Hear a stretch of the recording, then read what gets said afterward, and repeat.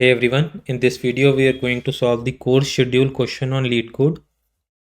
So we are given a prerequisite and a number of courses. So there are two courses and the prerequisite represent that to complete course A, you must take course B first. So in order to take course 1, first we have to complete course 0 and we need to check if we can complete all of these courses or not. So in this case we can, but in second case we cannot. Why? Because in order to complete course 1 we need to complete course 0, and in order to complete course 0 we need to complete course 1. So there is kind of a cycle present, and we cannot fulfill this condition. We cannot complete all courses since both of them are dependent on each other. So in that case we cannot complete all of these courses and will simply return false. So let's see how we can do it this question. So if we see in this particular case, if we create a graph for this particular input, we can see to complete course 1, there is a, we can see 1 has a dependency on 0 and 0 has a dependency on 1. So it creates a kind of a cycle in a graph. So basically what question sum ups to is we can create a graph for our input and adjacency list, and then we have to check whether a cycle is present in that particular graph or not. If the cycle is present, that means we cannot complete all of these courses. But if the cycle is not present, that means we can complete all of these courses.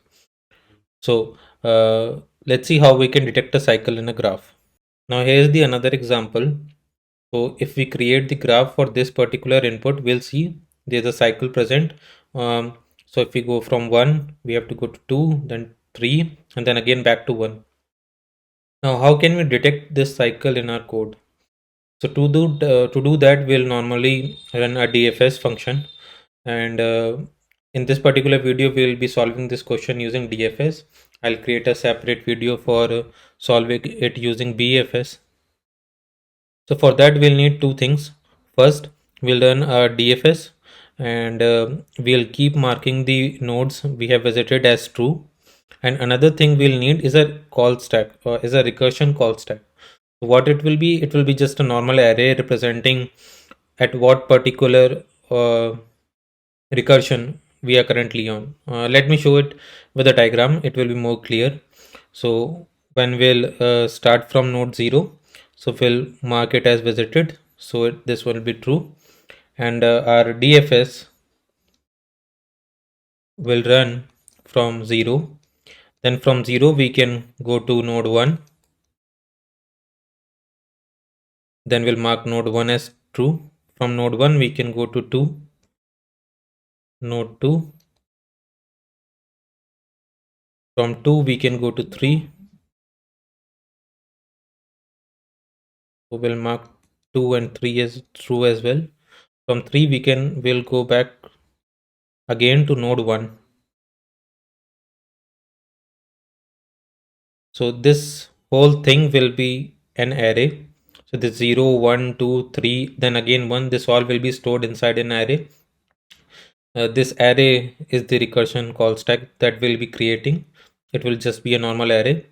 And each time we are running our DFS function, we'll check that the node that we are currently on, is it already present in our recursion call stack?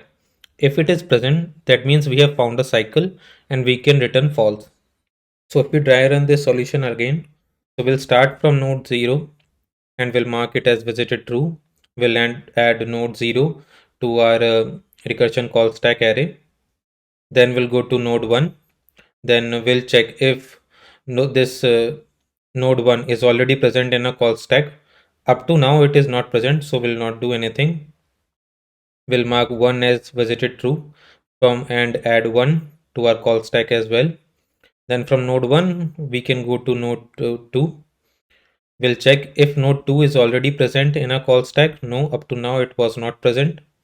Then we'll add visited true for this node 2 and add node 2 in a call stack as well. Next, from 2 we can go to node 3. We'll check is node 3 already available in a call stack. No, up to now it was not present. So we'll mark it as visited true and add it to our call stack as well. Next, we can grow from node 3 to node 1. Now we'll check if node 1 is already present in our call stack. Yes, it is.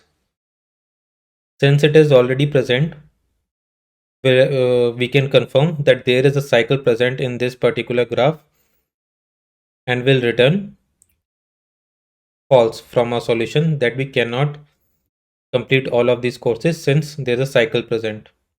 So the time complexity for this one will be O of V plus E. V is the number of vertices and E is the edges. The space complexity will be O of V since we are storing all of these nodes in our recursion call stack. So this was the drawing explanation. Let's see how we can do it in code.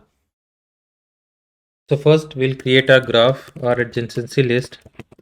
So const graph equal to, we'll use map data structure in JavaScript to create a graph. So if you don't know what map is, it's like creating an object with a key value pairs, but it handles most of the edge cases for us. So we'll loop through the prerequisites array. So for const, let's say E comma V of prerequisites. Then we'll check if that particular vertices is already present in a graph or not. If it is already present, so graph dot has V.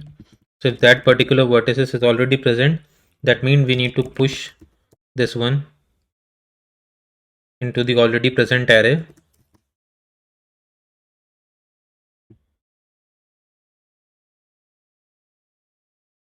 Else, if this is not present, that means we have to insert a new array in this one. So graph dot set V comma a new array with node E in it. So we have created our adjacency list. Now create our visited array. So visited equals to new array number of courses. So the length of the array will be the number of courses and each index will contain false for now. False. Similarly, we'll create our recursion call stack.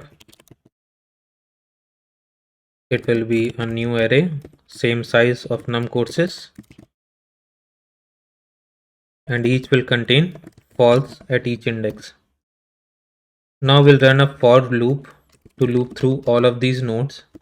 So I equals to 0, I is less than num courses, and I plus plus. And we'll check if it is not visited. So if it is visited, if it is already not visited,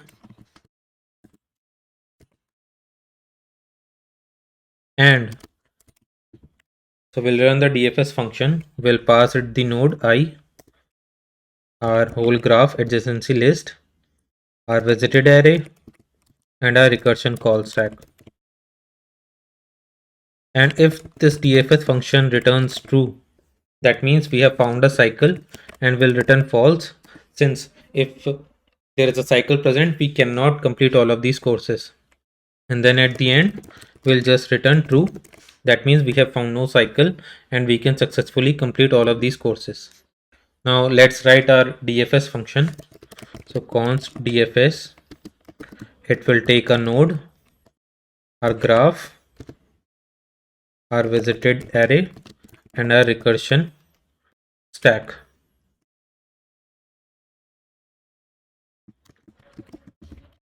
So first we'll mark visited for that particular node as true, that we have visited this node, and we'll add it in our recursion call stack as well.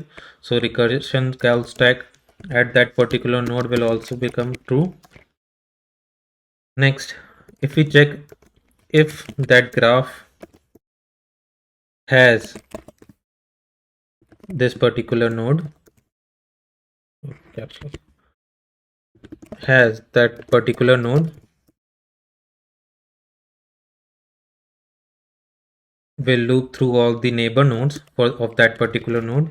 So let name of graph dot get node will get all the neighbor nodes from our adjacency list for that particular node, and then we'll check if it is already not visited. If already not visited of that particular neighbor, we'll run the DFS function again. This time we'll pass the neighbor node, the graph, visited array, and our recursion stack. And if the DFS function returns true, then we'll return true from here as well. But else if this particular one is already visited, we'll check if it is present in our recursion call stack or not. So else if, inside the else if condition, we'll check if the recursion stack, if in the recursion stack this neighbor node is already present, that means we have found a cycle, and in that particular case we'll also return true. And if none of these conditions exist, then we'll at the end return false, since we have not found any cycle. So if we run this, it's working. Let's submit it.